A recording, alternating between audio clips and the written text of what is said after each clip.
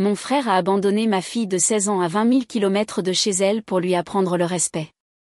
Alors, je lui ai appris ce qu'est la responsabilité en bâtissant un dossier juridique qu'il a laissé, lui et sa femme, détruit et exclu de la famille pour toujours. Salut, Reddit, je ne suis pas vraiment du genre à poster, mais il s'est passé quelque chose il y a quelques mois qui a complètement changé ma façon de voir la famille. Avant, je pensais que le sang signifiait automatiquement la loyauté. Il s'avère que non. Ce qui a commencé comme un simple voyage en famille a fini par me montrer jusqu'où les gens sont prêts à aller quand la jalousie les dévore. Je ne suis pas là pour la pitié. Je veux juste vous raconter comment j'ai géré ça étape par étape. La seule façon que je connaisse, calmement, intelligemment et sans reculer. Ma fille, Léa, 16 ans, était excitée par ce voyage en famille depuis des semaines. Elle était intelligente, pleine de vie, et honnêtement, bien trop bien pour le cirque qu'était la famille de mon frère, Marc. Mais elle adorait ses cousins. Elle les a toujours adorés. Elle les a aidés à faire leurs valises, à fabriquer des bracelets assortis et à même imprimer une petite liste de contrôle pour le voyage. Elle m'a dit, « Papa, celui-là va être le meilleur jusqu'à présent. » J'ai souri, je lui ai dit de prendre des photos et je lui ai rappelé de garder son téléphone chargé. Je ne pouvais pas y aller à cause du travail. Je suis médecin, le genre qui ne décompresse pas juste parce qu'une famille veut des t-shirts de plage assortis. Marc le savait. Il a promis de veiller sur elle comme sur la sienne. Je l'ai cru sur parole. Grosse erreur. 3 jours après leur départ, je terminais une garde tardive à l'hôpital. Une de ces heures calmes où les machines ronronnent plus fort que les gens.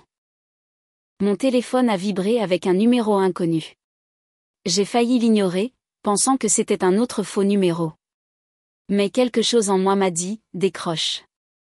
La voix à l'autre bout n'était pas seulement en pleurs. Elle tremblait. Papa, papa, c'est moi. C'est Léa. Elle paniquait tellement que j'avais du mal à la comprendre. Entre 2 sanglots, j'ai distingué des bribes. Mélanie lui a pris son téléphone pour lui apprendre le respect. Son vol de retour a été annulé et tout le monde, Marc, Mélanie, ses cousins, étaient partis. Ils étaient rentrés sans elle. Pendant quelques secondes, je n'ai rien dit. Mon esprit s'est juste arrêté. Puis tout s'est enchaîné d'un coup. Elle était coincée, sans téléphone, sans famille dans un pays étranger. Où es-tu en ce moment ? J'ai demandé, tapant déjà sur mon ordinateur. Elle a reniflé. Devant l'hôtel. Ils m'ont viré après le départ. Ils ont dit que mon nom n'était plus sur la chambre. Quand j'ai demandé pour mon billet, la réception a vérifié et m'a dit que mon vol de retour avait été annulé. J'ai pressé le talon de ma main contre mon front. D'accord, écoute-moi. Tu ne bouges pas d'où tu es. Tu comprends ? Reste dans un endroit bondé. Je te ramène à la maison. Une voix d'homme s'est fait entendre faiblement. Un touriste qui lui avait prêté son téléphone. Elle a dit que le personnel de l'hôtel l'avait laissé rester dans le hall assez longtemps pour trouver quelqu'un qui accepte de m'appeler. Elle avait essayé toute la journée. J'ai gardé un ton calme, mais ma poitrine était en feu. Tu vas bien, Léa ? Accroche-toi. Je te réserve ton vol tout de suite. En quelques minutes, je l'ai mise sur le prochain vol disponible pour la France. J'ai appelé la compagnie aérienne, organisé une escorte pour elle à l'aéroport et leur ai envoyé sa photo et ses informations de réservation. J'avais géré des opérations plus facilement que cet appel, mais rien n'avait jamais rendu mon sang plus froid. J'ai informé l'infirmière en chef que je partais. Je n'ai pas attendu l'approbation. Urgence familiale, ai-je dit. C'est tout. Le trajet jusqu'à l'aéroport m'a semblé plus long que n'importe quelle garde que j'ai jamais faite. Mon cerveau rejouait sa voix, tremblante et brisée. Je serrais le volant plus fort chaque fois que je pensais à Mélanie, à ce ton suffisant et moralisateur qu'elle avait toujours. Le genre de personne qui pense que sa cruauté est de la discipline. Je pensais à Marc aussi. Sans colonne vertébrale, acquiesçant probablement à tout ce qu'elle disait. Il avait toujours été comme ça. Quand nous étions enfants, il mentait et je prenais le blâme. Certaines personnes ne se débarrassent jamais de la lâcheté. Mon téléphone a sonné avec des mises à jour de vol toutes les quelques minutes. Je les vérifiais comme un homme en pilote automatique. Le cœur battant mais le visage calme. C'est ce que la médecine vous apprend. Restez stable même quand ça brûle à l'intérieur. À un moment donné, j'ai même ri, amèrement et doucement. L'idée qu'il puisse faire ça et penser que je laisserai passer. Je ne suis pas ce genre de personne. J'ai construit toute ma vie à réparer le chaos. Et ça, c'était personnel. Quand je suis enfin arrivée sur le parking de l'aéroport, j'ai coupé le moteur et je suis restée là une seconde, juste à respirer. Mon reflet dans le rétroviseur était calme. Le genre de calme qui précède la tempête. J'ai ouvert mon téléphone, j'ai regardé le dernier message que Léa avait envoyé avant leur départ. Ne travaille pas trop dur, papa. Je t'apporterai quelque chose de cool. Ma mâchoire s'est serrée. Je suis entrée, j'ai scanné le tableau des arrivées et j'ai vérifié l'heure.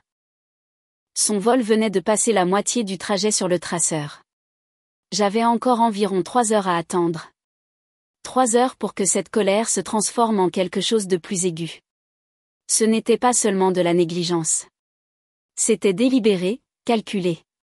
Et dès que je verrais ma fille en sécurité, j'allais m'assurer que Marc et Mélanie comprendraient exactement à qui ils s'étaient attaqués. Alors que j'étais assis dans ce hall d'attente faiblement éclairé, entouré par le bourdonnement discret des voyageurs de fin de soirée, j'ai réalisé que je n'étais même pas en colère de la manière habituelle. J'étais concentré, froid, précis. Ils n'avaient pas seulement abandonné ma fille. Ils avaient commis l'erreur de supposer que j'étais le genre d'homme qui pardonne les malentendus familiaux. Je ne le suis pas. J'ai regardé les portes coulissantes en verre par où la prochaine vague de passagers allait passer. Mes mains se sont serrées en pensant à ce qui allait arriver. Ils ont laissé mon enfant seul dans un autre pays. Ce n'est pas une erreur. C'est de la cruauté. J'ai continué à me répéter cette phrase dans ma tête alors que je me tenais dans la section des arrivées. Tous les parents souriaient, sauf moi. Je ne souriais pas. J'étais immobile, passant en revue toutes les issues possibles dans ma tête, comme une liste de contrôle. Puis je l'ai vue. Léa est sortie de cette porte comme un fantôme d'elle-même, tenant un petit sac comme si sa vie en dépendait. Ses yeux ont balayé la foule une fois, puis elle m'a repéré. La seconde où elle l'a fait, tout le sang-froid qu'elle avait essayé de maintenir s'est brisé. Elle a couru dans mes bras et s'est juste accrochée là. Elle n'a pas dit un mot, elle s'est juste accrochée. Je n'ai rien demandé. J'ai juste passé mes bras autour d'elle et j'ai dit, tu es en sécurité maintenant. Je te tiens. Nous sommes allés au parking en silence. Elle avait l'air épuisée, comme si elle n'avait pas mangé ni dormi correctement depuis des jours. J'ai attendu. Je n'ai pas insisté. Je sais comment fonctionne un traumatisme. On laisse le silence faire le travail d'abord. À mi-chemin sur l'autoroute, elle a parlé, sa voix était faible. J'ai essayé de rester calme. Papa, j'ai vraiment essayé. Que s'est-il passé? Elle a dégluti difficilement. Ça a commencé dès que nous avons atterri. Mélanie n'arrêtait pas de dire que j'étais trop attachée à mon téléphone, que je devrais apprendre à profiter du voyage au lieu de défiler. Alors, elle l'a pris pour la semaine.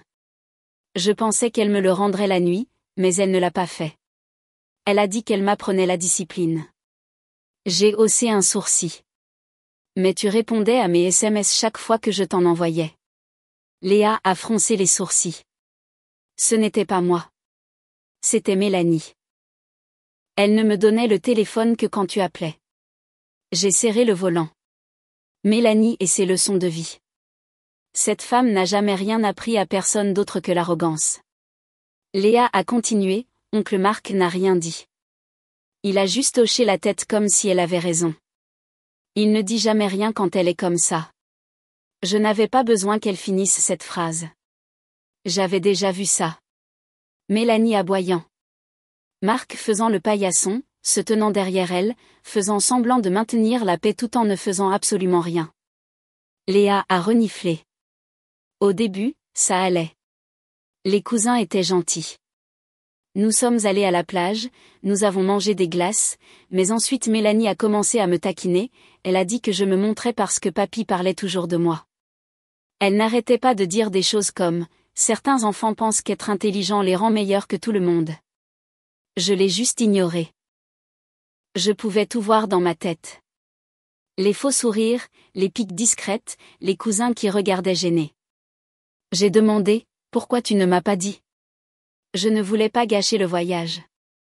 Je suis juste restée silencieuse. C'était Léa, toujours la pacificatrice. Toujours en train d'essayer de maintenir une famille qui ne méritait pas ses efforts. Elle tenait ça de sa défunte mère. Elle a essuyé ses yeux et a continué. Quand il a fallu partir, j'ai commencé à faire mes valises. Mélanie est entrée et a dit que mon billet avait eu un problème. Elle a dit que son assistante allait le régler, alors j'ai attendu dans le hall pendant qu'il chargeait la voiture. Je pensais qu'il partait juste. Puis elle m'a dit d'attendre avec les bagages parce que la camionnette était pleine et que Marc reviendrait me chercher après les avoir déposés à l'aéroport. Et il n'est pas revenu, ai-je dit doucement. Elle a secoué la tête. Non, il n'est pas revenu. J'ai attendu 3 heures. Quand je suis retournée à l'intérieur, la réceptionniste a dit que la chambre était annulée et que mon nom n'était plus sur la liste. Puis ils ont dit que je devais partir parce que la réservation était terminée. Ma mâchoire s'est verrouillée si fort que j'ai pu l'entendre claquer. J'ai essayé de les appeler, mais Mélanie avait mon téléphone. Léa a dit, j'ai essayé d'appeler ma cousine Jessica de l'hôtel, mais elle n'a pas répondu. Plus tard, j'ai découvert que Mélanie avait dit à tout le monde que je voulais rester quelques jours de plus pour être indépendante. Elle a laissé échapper un rire brisé. Indépendante ? Je n'avais même rien. Je suis restée dehors pendant des heures et ensuite la sécurité de l'hôtel m'a dit de partir. Elle a baissé les yeux sur ses mains. Une gentille dame âgée m'a vu pleurer et m'a laissé utiliser son téléphone pour t'appeler. C'est la seule raison pour laquelle j'ai pu te joindre. Pendant un instant, je n'ai rien dit. Je me suis juste concentrée sur une respiration régulière. Mon esprit ne pensait pas aux émotions. Il cataloguait. Mélanie a pris le téléphone. Mélanie a annulé le vol. Marc l'a approuvé. Les cousins ont été forcés de se taire. Ce n'était pas de la négligence. C'était un plan. Quand nous sommes rentrés à la maison, j'ai garé la voiture et je me suis tournée vers elle. Tu as tout fait correctement, Léa. Tu as gardé ton sang-froid. Tu es restée en sécurité. Je suis fière de toi. Elle a hoché la tête, les larmes coulant sur son visage. Je ne voulais pas te déranger, papa. Tu travaillais. Et arrête. Mon ton est sorti plus sec que je ne le voulais. Tu n'as jamais à t'excuser d'avoir besoin de moi. Jamais. À l'intérieur, je lui ai préparé à manger. Des choses simples. Soupe et toast. Elle a picoré pendant que je posais de petites questions calmes. Heure, nom, phrase. Chaque détail comptait. J'ai tout noté en faisant semblant de juste converser. Elle m'a dit comment Mélanie avait fait des commentaires toute la semaine sur le fait de ne pas avoir de vraie mère et d'obtenir un traitement spécial parce que les gens avaient pitié d'elle. Je n'ai pas réagi. Pas encore. J'ai juste continué à écrire. Je suis restée là longtemps, juste à la regarder respirer. Puis je suis allée à mon bureau et j'ai ouvert mon ordinateur portable. J'ai commencé à chercher des registres de vol, des emails de réservation, des horodatages, tout ce que je pouvais trouver. Marc et Mélanie voulaient jouer. Bien, je ne bluffe pas, ils l'ont traitée comme si elle n'avait pas d'importance, ai-je murmuré, la voix basse mais ferme. Ils vont découvrir qu'elle en a, cette nuit-là, je n'ai pas dormi. Non pas parce que je ne pouvais pas, mais parce que je ne voulais pas. J'ai fait des gardes de 24 heures dans les services de traumatologie. Je sais comment fonctionner en me concentrant uniquement. Je me suis assis à mon bureau avec une tasse de café noir et mon ordinateur portable, traitant cela comme un cas de patient. Première étape, recueillir les faits. Deuxième étape, confirmer la source. Troisième étape, couper l'infection. Premier appel à la compagnie aérienne. Je leur ai donné la référence de réservation de l'ancien email de Léa. Le représentant à l'autre bout avait l'air à moitié endormi jusqu'à ce que je mentionne que ma fille avait été bloquée à l'étranger. Soudain, elle était complètement réveillée. Oui, monsieur. Je vois la réservation ici, dit-elle, tapant rapidement. Le billet de retour a été annulé manuellement il y a 4 jours. Par qui? On dirait Mélanie Dubois. Même email que la réservation originale. Ma mâchoire s'est serrée. Un remboursement a-t-il été émis? Oui, à la même carte qui a payé la réservation de groupe. Donc, elle ne l'a pas seulement annulé. Elle s'est assurée que l'argent lui revienne. Deuxième appel, l'hôtel. J'ai demandé à parler à un responsable. Ils ont confirmé que la chambre de Léa avait été libérée à la demande de la famille. J'ai demandé qui avait fait cette demande. Le responsable a fait une pause. Monsieur, Mélanie Dubois.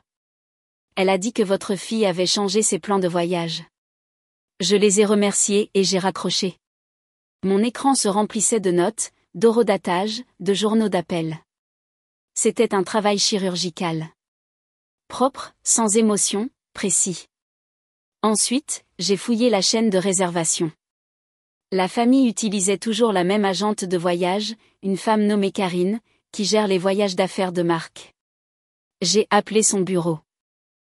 Elle a décroché à la 2e sonnerie, joyeuse comme jamais. Docteur Moreau, comment s'est passé le voyage? Je n'y suis pas allée, ai-je dit platement. Mais dites-moi, quand vous avez réservé ces billets, qui a géré les changements? Son ton a changé rapidement. Oh, ça aurait été Mélanie Dubois. Elle m'a envoyé un email en milieu de semaine disant que Léa allait rester plus longtemps. J'ai gardé ma voix stable. Ah bon? Et vous n'avez pas pensé à me le confirmer? Elle avait l'air sûre d'elle et la réservation de groupe était à son nom, alors je n'y ai pas pensé à 2 fois, a dit Karine. Je l'ai remerciée, j'ai terminé l'appel et j'ai expiré lentement. Chaque pièce s'emboîtait parfaitement. Mélanie a annulé le vol. Elle a libéré la chambre d'hôtel. Elle a même contacté l'agente de voyage pour réécrire l'histoire avant que je ne puisse le découvrir. J'ai commencé à recueillir des preuves, des captures d'écran de mai, la facture de l'hôtel et les notes internes de l'agente de la compagnie aérienne montrant qui avait annulé le billet. J'ai tout sauvegardé dans un nouveau dossier étiqueté « Affaires ». Vieille habitude. Les médecins aiment que les choses soient organisées quand ils prévoient de disséquer quelque chose de laid. Vers 9h du matin, ma sœur Jeanne a appelé. C'est la seule de mes frères et sœurs en qui j'ai vraiment confiance. Salut, ça va? Maman m'a dit que Léa avait eu un problème de voyage. Je lui ai tout raconté. Court, clinique, sans émotion. Quand j'ai eu fini, elle est restée silencieuse. Oh mon Dieu, a-t-elle finalement dit. Maman et papa pensent que Léa est restée plus longtemps avec des amis. C'est ce que Marc leur a dit. Bien sûr qu'il l'a fait, ai-je dit. Il a probablement répété ce mensonge pendant qu'elle était encore assise devant l'hôtel. Jeanne était furieuse. Maman va perdre la tête quand elle va savoir. Elle le fera, mais pas encore. Je veux d'abord tous les faits sur papier. Pendant que nous parlions, j'ai continué à travailler, copiant les métadonnées des emails de réservation, téléchargeant les horodatages. Les preuves ne mentent pas, même quand la famille le fait. Après avoir raccroché avec Jeanne, j'ai appelé Marc. Il a décroché à la 3e sonnerie, l'air détendu, comme s'il n'avait pas le moindre souci au monde. Salut, mon vieux. Comment va Léa? Tout est réglé? Oui, ai-je dit. Elle est à la maison. Tu veux me dire pourquoi elle a dû m'appeler d'un autre pays en utilisant le téléphone d'un étranger? Il a gloussé. Ce faux rire nerveux qu'il fait quand il est coincé. N'exagère pas. Elle va bien, n'est-ce pas? Tu as laissé une fille de 16 ans bloquée à l'étranger sans téléphone et sans billet de retour. Tu ferais mieux d'espérer que j'exagère, Marc. Il est resté silencieux.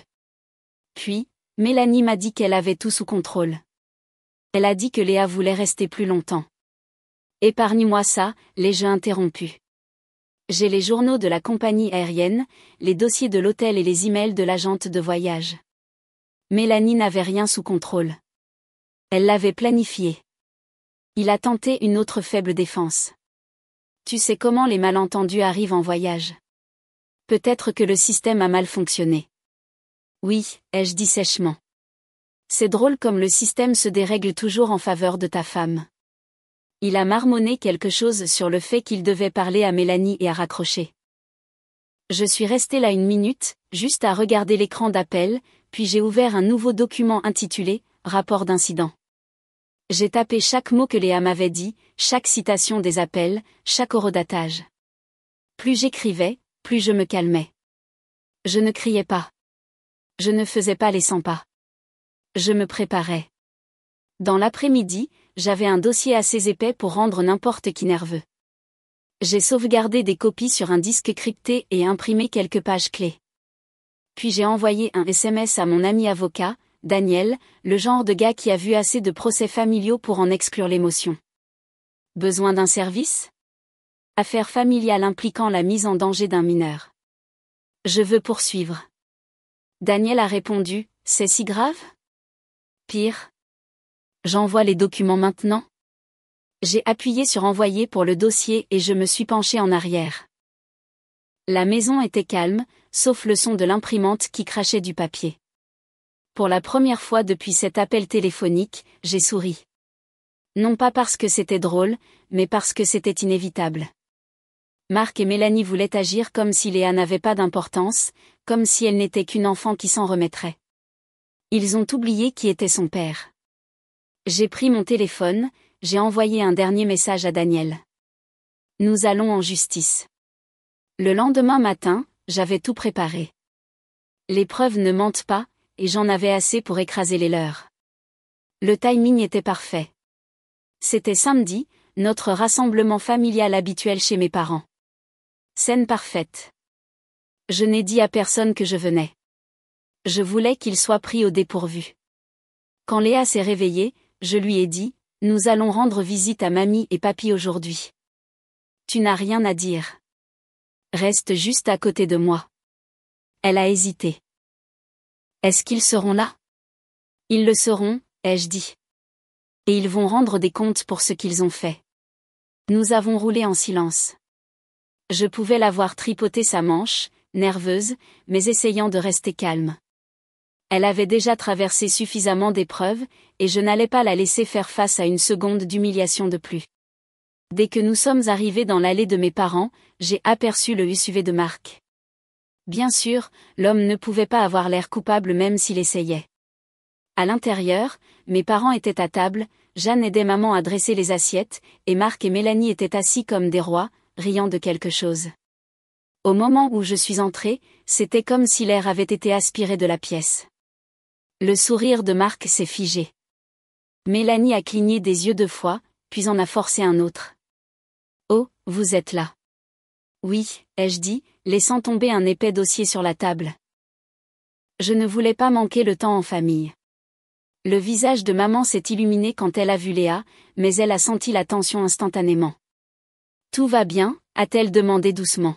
« Pas encore, ai-je dit. Mais ça le sera. » Je me suis assis en face de Marc et Mélanie et j'ai ouvert le dossier. Des pages imprimées en sont sorties. Confirmation de vol, dossier de départ d'hôtel, horodatage et chaîne de mai. Le nom de Mélanie était sur chacun d'eux.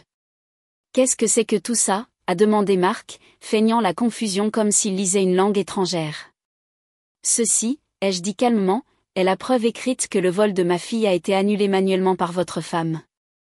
Sa chambre d'hôtel a été libérée plus tôt, également par votre femme. Et tout cela a été approuvé par vous. » Mélanie a eu un faible rire. « C'est ridicule. Il doit y avoir un malentendu, n'est-ce pas? » J'ai dit, un malentendu où votre nom apparaît sur chaque approbation. Intéressante coïncidence. Marc s'est penché en avant, les paumes ouvertes. Faux calme. Écoute, nous sommes désolés que Léa ait eu des problèmes de voyage, mais tu exagères. C'était le chaos ce matin-là. Et ne, ai-je dit sèchement. N'insulte pas mon intelligence avec cette excuse du chaos. Vous avez tous les deux laissé une fille de 16 ans dans un pays étranger. Ce n'est pas du chaos, c'est de la négligence. Mélanie a croisé les bras. Nous pensions qu'elle voulait rester plus longtemps. Elle est toujours si indépendante. Je me suis penchée en arrière, la regardant droit dans les yeux. Vraiment? Parce que le directeur de l'hôtel dit que vous leur avez dit qu'elle était partie avec vous et la compagnie aérienne dit que vous avez annulé son billet. Alors, à moins que Léa n'ait piraté votre email depuis un autre pays, vous mentez. La pièce est devenue silencieuse. Jeanne a arrêté de dresser la table et a juste regardé. Ma mère avait la main sur la bouche. Le masque de Mélanie a commencé à se fissurer. Ses lèvres se sont serrées. Peut-être que si ta fille n'était pas la préférée de tout le monde, les gens n'en auraient pas marre d'elle. Les mots sont restés en l'air comme une gifle. Qu'est-ce que tu viens de dire ? La voix de mon père a traversé le silence. Il s'est levé lentement, le visage rouge. Tu as laissé ma petite fille bloquée parce que tu étais jalouse. La mâchoire de Mélanie a tremblé. Ce n'est pas ce que je... Il a claqué sa main sur la table si fort que les plats ont tremblé. Tais-toi. Maman a haleté. Jeanne était figée, les yeux écarquillés. Léa, qui se tenait près de l'entrée, a baissé les yeux, essayant de ne pas pleurer elle-même. Je suis resté assis, calme, car c'est à ça que ressemble le pouvoir. Tu sais, ai-je dit lentement. Je pensais que les gens exagéraient sur la mesquinerie que la jalousie pouvait rendre quelqu'un, mais ça, c'est un nouveau niveau. Tu as humilié une enfant parce que tu ne pouvais pas supporter qu'elle soit aimée. Marc a essayé d'intervenir. Et, ne parle pas comme ça à ma femme. Je l'ai coupée. Non, tu n'as pas le droit de la défendre. Tu étais censé être responsable de Léa pendant ce voyage. Tu l'as laissée faire. Tu l'as laissée assise devant un hôtel sans téléphone et sans moyen de rentrer chez elle pendant que tu faisais du tourisme. Tu es son tuteur, Marc, et tu as échoué. Il avait l'air de vouloir argumenter, mais il n'y avait plus rien à dire. Son silence en disait long. Je me suis levée, j'ai ramassé les papiers et je me suis tournée vers mes parents. Je ne suis pas venue ici pour me battre. Je suis venue ici pour vous montrer la vérité. Puis j'ai regardé Marc. C'est fini. Vous aurez des nouvelles de mon avocat. Léa a marché à mes côtés. Nous nous sommes dirigés vers la porte et j'ai entendu Mélanie renifler derrière nous, essayant déjà de déformer l'histoire. Vous êtes en train de détruire cette famille, a-t-elle pleuré. La voix de mon père m'a suivi. Non, a-t-il dit fort et avec fermeté. C'est vous. Vous n'êtes pas ma belle-fille. Et Marc, il a fait une pause, la voix basse mais ferme. Tu n'es pas mon fils. Nous sommes partis. Dès que la porte s'est refermée derrière nous, Léa a expiré comme si elle avait retenu sa respiration pendant des heures. C'était bien, a-t-elle demandé doucement. J'ai hoché la tête. Tu as géré ça parfaitement. Nous sommes montés dans la voiture. J'ai appelé Daniel avant même de démarrer le moteur. C'est fait, ai-je dit. Tu as eu leur réaction, a-t-il demandé fort et clair. Bien, a-t-il dit. Alors nous avançons. En quittant l'allée, j'ai jeté un dernier coup d'œil à mon père par la fenêtre, se tenant droit à côté de ma mère, le visage dur et déterminé. Pour la première fois depuis des années, j'ai revu le vieil homme que j'avais appris à respecter. Celui qui ne tolérait pas la cruauté, peu importe d'où elle venait. Je suis parti sans regarder en arrière. Quoi qu'il arrive ensuite, ce n'était plus une affaire de famille. C'était une affaire juridique. 3 jours plus tard, la sonnette a retenti juste après le dîner. J'ai vérifié la caméra. Mélanie seule.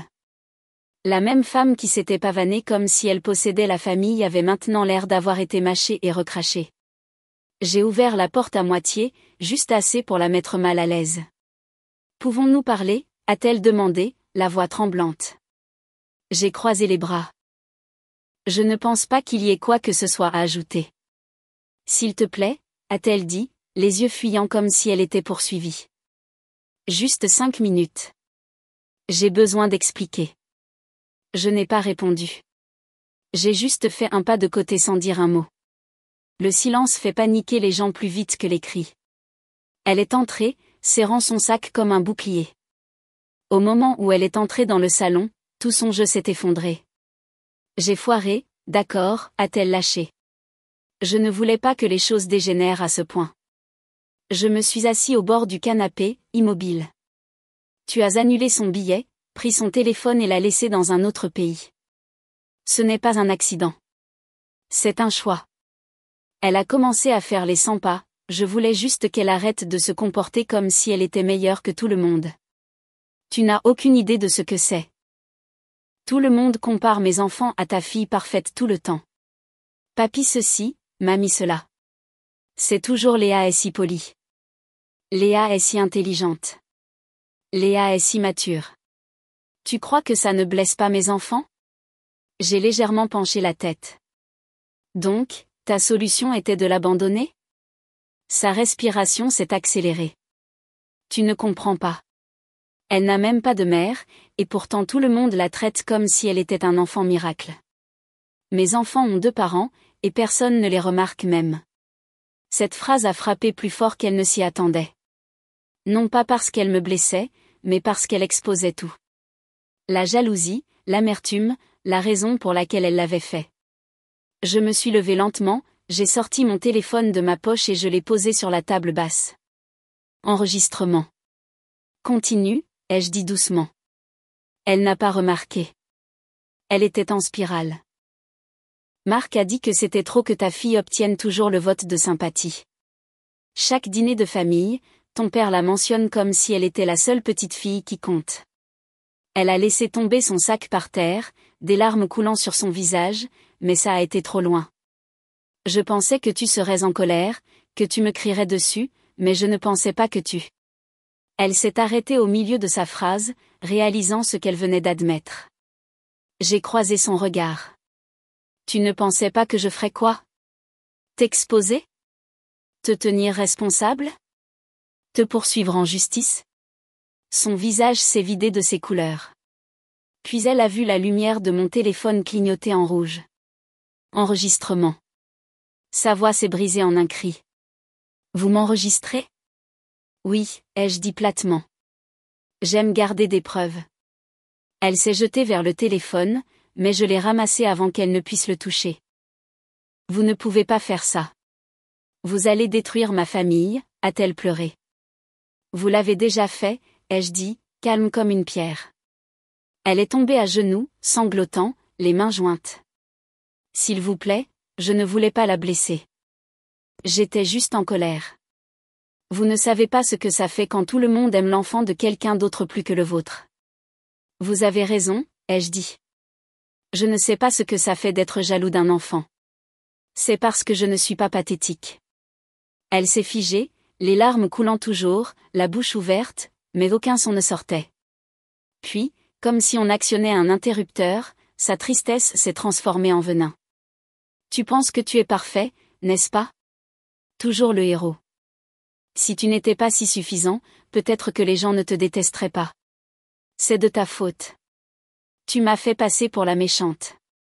Voilà, c'était la vraie elle à nouveau. La femme autorisée, amère, qui pensait que jouer la victime effaçait la cruauté. Je me suis penchée en avant. Tu as laissé une enfant bloquée à l'étranger. Tu as ruiné ta propre vie. Ne te présente plus jamais à ma porte. Elle m'a regardé, tremblant, puis a trébuché et s'est enfuie. La porte a claqué si fort que le cadre a tremblé. J'ai laissé échapper un lent soupir, j'ai sauvegardé l'enregistrement et je l'ai étiqueté, Confession Mélanie. Puis je me suis assis et j'ai écouté les 30 premières secondes à nouveau, m'assurant que chaque mot était clair. C'était parfait. Mon état autorise l'enregistrement à une seule partie, donc l'enregistrement était admissible. Cette nuit-là, j'ai envoyé le dossier à 2 personnes, Daniel, mon avocat, et mon père. Pas d'explication, juste le clip audio et la ligne d'objet, preuve. 15 minutes plus tard, mon téléphone a sonné. C'était papa. Sa voix tremblait, mais pas de tristesse, de rage. Envoie-moi tout, a-t-il dit. Chaque document, chaque enregistrement, chaque message. Je m'occupe du reste. Tu es sûr, ai-je demandé. Je n'ai jamais été aussi sûr de quoi que ce soit, a-t-il dit. Quand l'appel s'est terminé, je savais 2 choses. Premièrement, Mélanie ne dormirait plus pendant longtemps. Et deuxièmement, je m'assurerais que sa confession ne se termine pas en simple rumeur. Ça allait être une preuve. Je n'étais pas le genre d'homme qui criait ou menaçait. Je montais des dossiers. Je recueillais des preuves. Je rendais les choses officielles. Alors, quand j'ai dit que je ferais de la confession de Mélanie une preuve, je le pensais. Le lundi matin, Daniel avait déjà déposé la plainte civile. Négligence et détresse émotionnelle. Ce n'était plus seulement un drame familial.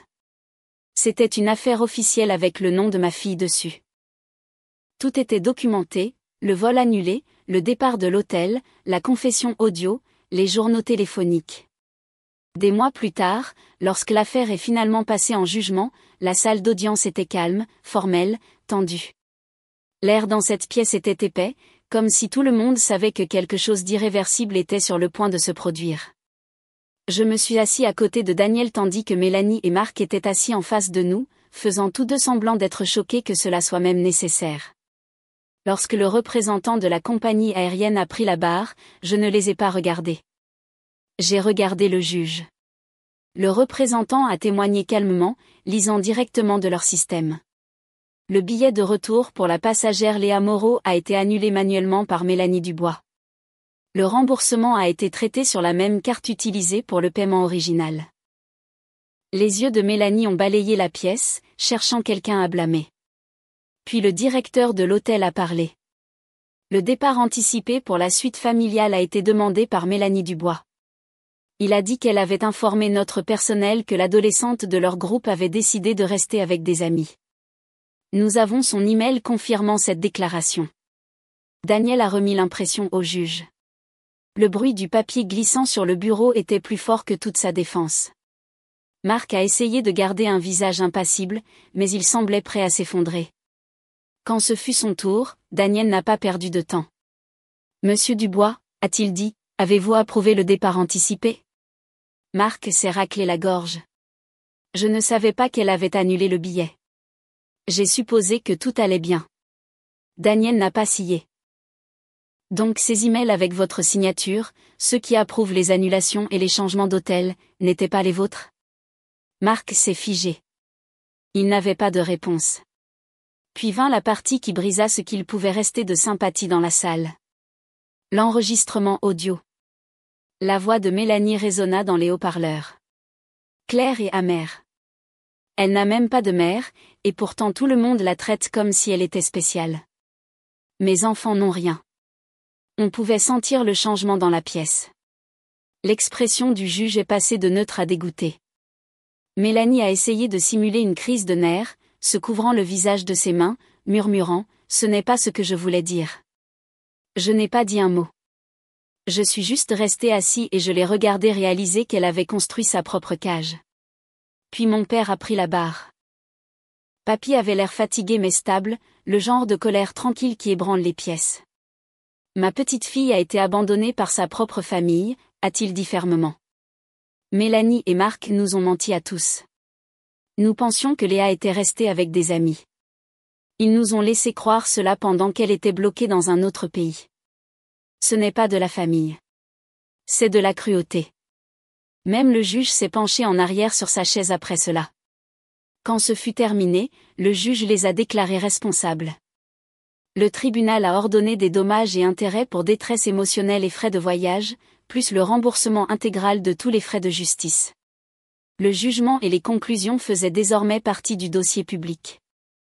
Le tribunal a décrit leur conduite comme de la négligence et de l'abus émotionnel. Le marteau a frappé une fois et c'était fini. Je n'ai pas célébré. J'ai juste expiré.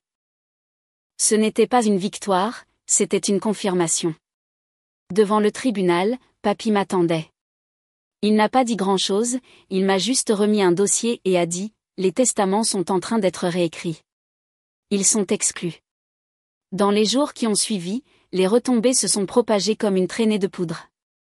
La réputation de Mélanie dans le quartier s'est effondrée. Les parents de l'école ont cessé de l'inviter aux événements. L'association des parents d'élèves lui a discrètement demandé de démissionner.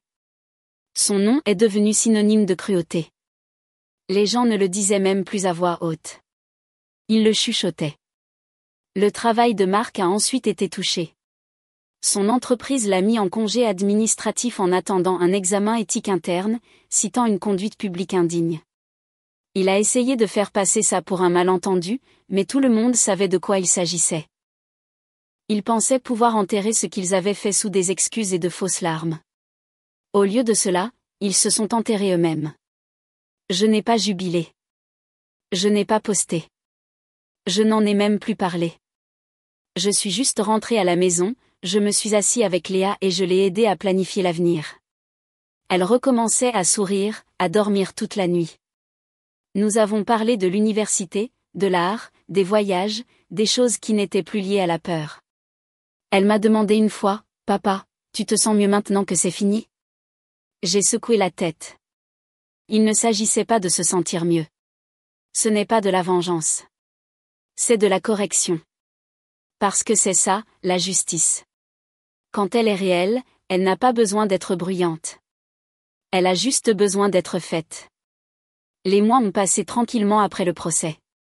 La vie n'est pas revenue à la normale, mais elle a commencé à aller dans la bonne direction. Léa est redevenue elle-même, concentrée, drôle et vive. Elle a commencé à faire du bénévolat à l'hôpital le week-end, aidant les enfants avec des projets artistiques pendant que je travaillais à proximité. La voir marcher dans ces mêmes couloirs qui me voyaient autrefois le plus épuisée a apaisé quelque chose en moi pour la première fois depuis longtemps. Elle parlait d'étudier la psychologie. Elle disait qu'elle voulait aider les enfants qui n'ont pas la chance d'avoir de bons parents. Je ne lui ai jamais dit à quel point cette phrase m'avait touchée. J'ai juste hoché la tête et dit, « Tu serais doué pour ça. » Le procès s'est finalement terminé. Le jugement écrit du juge est tombé comme un coup près. Marc et Mélanie Dubois ont été reconnus responsables de négligence et d'infligement intentionnel de détresse émotionnelle. Ce n'était pas de la prison, mais ce n'était pas non plus une simple tape sur les doigts. Ils ont été contraints de suivre une thérapie, lourdement condamnés à une amende et interdits de voyager sans surveillance avec des mineurs pendant 5 ans. Le juge a clairement indiqué dans sa déclaration finale que ce n'était pas un accident. C'était un acte délibéré destiné à humilier et à isoler un mineur. Entendre ces mots imprimés dans le dossier était plus satisfaisant que n'importe quelle excuse. Après que le jugement soit devenu public, l'entreprise a terminé son examen éthique. Le résultat était prévisible. Licenciement pour faute professionnelle. Juste comme ça, son image commerciale impeccable s'est évaporée. Pendant ce temps, l'avocat de la famille a finalisé les révisions testamentaires. Marc et Mélanie ont été officiellement déshérités. Le Nouveau Testament a été signé avec des témoins présents et déposé immédiatement. Papy n'a pas seulement fait de cela une déclaration verbale. Il l'a rendu officielle. S'ils veulent une famille, a-t-il dit, ils peuvent créer la leur. Mais il n'a pas puni les cousins. Les enfants n'étaient pas à blâmer. Ils étaient pris au milieu et papy s'est assuré qu'ils restent dans la famille. Ils ont commencé à passer les week-ends chez lui. Des visites calmes, aucune mention de leurs parents. Léa les rejoignait parfois, aidant aux devoirs ou simplement traînant. C'était gênant au début, mais les enfants s'adaptent plus vite que les adultes. Un soir, je l'ai déposée là-bas et je l'ai regardée depuis la voiture alors qu'elle riait avec eux sur le porche. Pendant une seconde, ça ressemblait presque à avant. Pas parfait, mais paisible. Je suis sortie et je suis allée à l'intérieur pour voir papy. Il était assis à la table de la cuisine, parcourant des papiers. « Tu as l'air fatigué, lui ai-je dit. » Il a gloussé. Fatigué est ma nouvelle normalité. Puis il a levé les yeux et a dit, « Je n'aurais jamais cru voir le jour où le nom de mon propre fils serait rayé de mon testament. »« Tu as fait ce que tu devais faire, ai-je dit. » Il a hoché la tête lentement. « Toi aussi. » La maison semblait plus légère sans la voix de Marc. Sans le faux rire de Mélanie remplissant la pièce. Pour une fois, les dîners de famille ne ressemblaient plus à une promenade dans un champ de mine. Léa a géré les conséquences mieux que quiconque. Pas d'amertume, pas de discours de vengeance, juste de la concentration. Elle ne les mentionnait même pas à moins que quelqu'un d'autre ne le fasse. Quand elle a reçu sa lettre d'acceptation pour un programme d'été en psychologie, elle a dit, « Peut-être que je peux aider les enfants qui pensent que personne ne les écoute. » Je lui ai dit, « Tu le fais déjà. » Pendant ce temps, je suis restée occupée entre le travail à l'hôpital, les documents du tribunal et l'aide à papy pour gérer les fonds fiduciaires pour les cousins. Je n'avais pas beaucoup de temps pour penser aux décombres que nous avions laissés derrière nous. Mais parfois, quand je passais devant l'ancien bureau de Marc ou que je voyais une des anciennes amies de l'appel de Mélanie en ville faire semblant de ne pas me remarquer, je ne pouvais m'empêcher de penser, bien. Les actions ont un poids. Un après-midi, Daniel a appelé pour dire que l'affaire avait été officiellement classée. C'est fini, a-t-il dit. Bien, ai-je répondu. Gardons ça comme ça. Plus tard ce soir-là, Léa m'a rejoint dans le salon. Elle s'est assise à côté de moi et a dit, « Tu ne m'as pas seulement protégée, tu les as forcés à répondre de leurs actes. » Je l'ai regardée, un demi-sourire aux lèvres. C'est ce que la famille est censée faire. Elle a posé sa tête sur mon épaule. On fait une bonne équipe, hein? La meilleure, ai-je dit. Le monde extérieur continuait de bouger. De nouveaux cas au travail, de nouvelles routines, une nouvelle normalité. Le nom de Marc et Mélanie Dubois s'est finalement estompé en chuchotis. Mais à l'intérieur de notre petit monde, l'équilibre a été restauré. On ne choisit pas son sang, mais on peut choisir qui reste dans sa famille. Et la mienne, elle se sentait enfin propre à nouveau.